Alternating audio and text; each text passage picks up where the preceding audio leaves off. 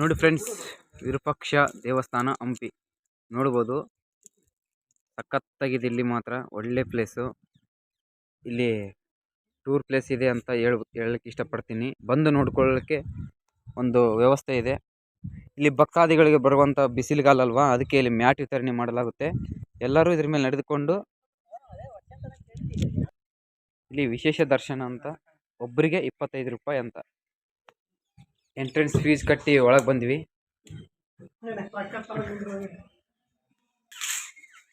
ಇಲ್ಲಿ ನಮಗೆ ಎಂಟ್ರೆನ್ಸ್ ಬಂದಂಗುಟ್ಲೆ ಆನೆ ಕಾಣ್ತು. ಸಖತ್ತಾಗಿದೆ ಆನೆ ಮಾತ್ರ. ಹತ್ರ ಹೋಗಿ ತೋರಿಸ್ತೀರಿ. ಒಳ್ಳೆ ಸಖತ್ತಾಗಿದೆ ಅಲ್ಲ ಸರ್ ಆನೆ. ಮುಂದಕ್ಕೆ ಬಸ್